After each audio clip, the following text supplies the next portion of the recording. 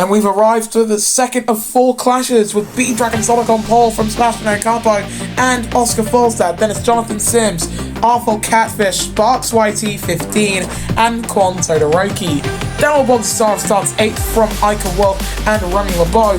Then it's Ray Shen, Matthew Hart, UK Ball, and Niven Colby. Revo starts 15th from Yua Puff and Francis Austin. Then it's his teammate, the Red Devil. In the back row of the trolley drivers, Hernandez and Rossack. We've flown up north for the second of the 4 ERL World Clashes. The clash at Toronto gets underway now, and that's an alright start from B Dragon Sonic. Could have been a lot better. Ocampo certainly got a much better start compared to the Nigerian alongside him. Heading down into the first chicane between the 2 drivers, going side by side. Ocampo heading off the track but taking the lead as Sims getting a 5-second time penalty in an exhibition race. B Dragon Sonic going alongside with Ocampo still. Sparks had an amazing start, up 2 places already, up to 4th. The mid-pack going 3 wide there for most of the drivers, if not 2 wide. No one really stringing it out if you are behind Sims. Look at that. Sparks dropping behind the Akiri drivers who are on board with the 9. Anyone going to try and make the almighty lunge? Bogdasarov does. And look at that contact for Ray Shen, a 5-second time penalty. And off into the wall. Both trolley drivers have collided. And out goes Hernandez. Hernandez out, and a full course caution on lap 1. Sebastian Ocampo, for the second clash in a row, has taken the lead on the opening lap after an amazing move down at turn 1. We're on to lap 2 of 7. A shorter track than Miami breeds a longer race distance. And for Sparks, well, he's certainly acclimatized to these ERL02 cars now. He made up 2 positions on the start, lost 1 to Sims through the end of the second sector. We're on board with car number 9 now. Still with those My Career sponsors on the top of his helmet. And of course sponsored by Camus, which is a sponsor that is ever sponsored a YouTuber. And yellow! What did I just look at? Remy LeBeau and Ray Shen both out. And for Remy LeBeau, he's going to be starting the World 500 outside of the top 18. I think he might actually be 18th rather. And for Shen, he's on the front row. For that to happen at the clash here in Toronto, Canada, that is more than unfortunate. That is outrageous. On board we go with car number 10, B Dragon Sonic. As he's closing up to the back of Sebastian Ocampo, but getting close to the wall.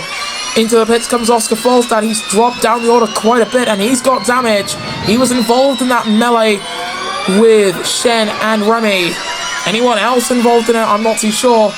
But look at this. Fight for the lead between the 2 multi-time champions. Here comes car number 10. Going for the lead here in Toronto. Side by side they go in contact. Ocampo is off. Facing the wrong direction. And he's been hit by Matthew Hart. The Scotsman has hit the man from the Philippines. As Colby and Ica Wolf both colliding with him. Out goes Matthew Hart after a continued run of just being hit by drivers. Truly not the day for the Mahindra man. A full course caution. Ocampo's dropped to 7th, and B Dragon Sonic has just taken out the 2-time champion.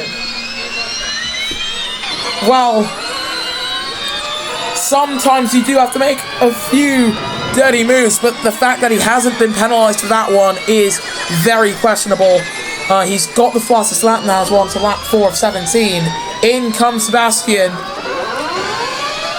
And he's going to have to fix that front wing, so he's outside of the top 10 to finish off this chase. And what that's actually done for this clash is that now Sparks is on course for his first ever ERL podium. He's currently looking at a 3rd place finish. Ica World giving it a track limits warning. But what we do know is that's close, and Sparks is off. Off into the wall for Sparks YT15. Yellow's in the second sector for car number 9. He's struggling to get it out of there.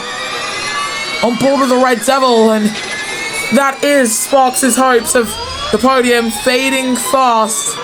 He's hit the wall again. I think he should be able to make it out as Iker goes past. And no, I'm not too sure if he can. He's definitely got some type of problem. Sims taking the fastest lap. But he is back on track. In 15th position for car number 9.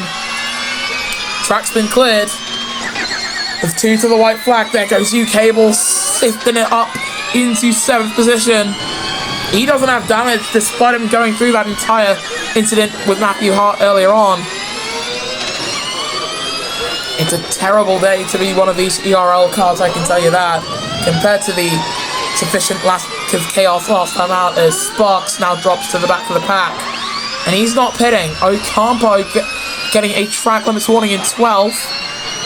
But B-Dragon Sonic is controlling the pace. In every series that he's competed in, the Nigerian driver has somehow managed to find a race win in whatever format he was racing in. As there goes Sims up into second. We're on to the penultimate lap. Even if Sims gets past the number 44 in front of him, he won't hold on to it. Second track limits warning for car number 44.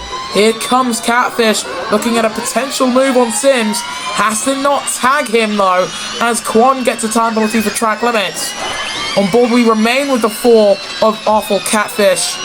I said the 44 of B-Dragon Sonic. He's driving car number 10. I have to remember that, of course, these are standardized car numbers, not for the drivers themselves. As Ocampo getting a 3rd track limits warning, 1 more, and it's a 5-second time penalty. As it would stand, I believe that Sims would actually still hold on to 3rd position because there's a whole cavalcade of drivers with penalties. And Revo closing in on Path after having a terrible race in Shanghai in Formula E. That's both Path and Revo that I'm talking about. We're on to the final lap. And Pavani started this race on pole. He's about to win in the second clash in the ERL Road to the World 500. And while the method he used to take the lead was certainly a underhanded tactic, one of the few times we've seen the Nigerian get a little hot and bothered under the seat, might have actually turned Ocampo. There might be an investigation into that. But of course, with this being an exhibition, there's no real championship implications. And Ocampo getting a track limits warning all the while. And as his teammate Sparks YT15 now comes across the line to start his lap 7, B-Dragon Sonic is back on top.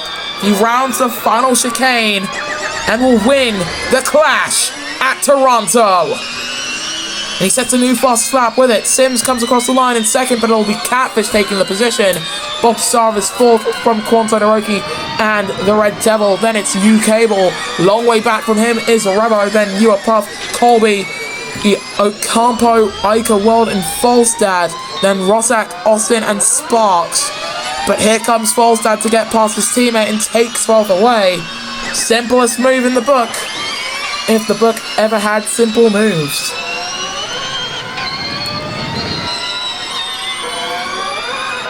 Fastest lap going to Francis Austin on the final lap there in 55.516. I doubt Sparks will be able to beat that because of that front wing damage, although he is positive on Delta. But no, he was only able to beat his previous fastest time. And this is the podium. B-Dragon Sonic with that Buemi helmet takes his 2nd podium finish in the clashes for the ERL World 500 in front of Awful Catfish and Jonathan Sims. 2 of these drivers race winners, 2 of these drivers champions, and 2 of these drivers champions as team owners. Those 2 team owners being B-Dragon Sonic and Jonathan Sims. But then the rest of the finishing order, we have Boxar, Todoroki, the Red Devil, and Revo from Puff, Cable, and Colby.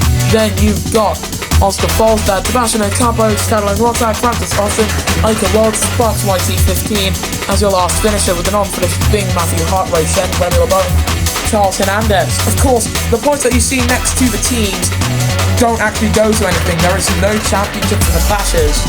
But even with all of that said, we will see you guys next time then when the ERL returns.